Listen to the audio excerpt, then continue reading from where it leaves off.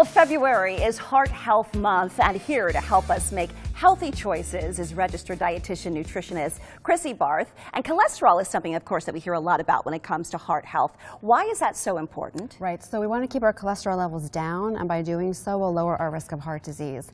In fact, a 1% reduction in our lousy LDL cholesterol can decrease our risk of heart disease by 2 to 3%. Okay, and so she brought some samples using Mazola corn oil, which is something we hear a lot about. What's unique about this? Right, so what's unique about Mazola is that it contains plant sterols.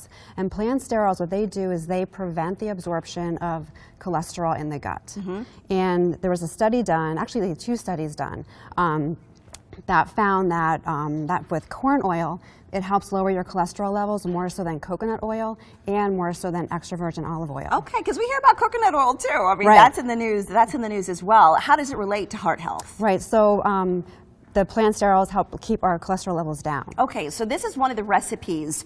This is a dressing that you used, and what I find unique about corn oil is, and you were sharing this with me as well, we can cook with it, but we can leave it in this form as well. Exactly. It has a high smoke point, so you can actually bake with it. So we have some whole grain muffins here. Okay. You can also roast vegetables, roast salmon, things of that sort, or just make a simple salad dressing with corn oil. Right, and then you don't have to do anything to it at all. So it does have a high heat point, which is really nice. And one other point about the plant sterols, and when we're talking about coconut oil, is that there's actually 10 times the amount of plant sterols in corn oil than coconut oil, 4 times the amount found in corn oil compared to olive oil, and 1.5 times as much compared to canola oil. Wow, 10 times. That's a lot. It is a lot. Okay, so what are some other nutrients out there where we can find some of this heart health? Sure. So these heart healthy benefits, I should say. So soluble fiber is also a beneficial thing to incorporate into our diets. At least 5 grams of soluble fiber a day would be wonderful.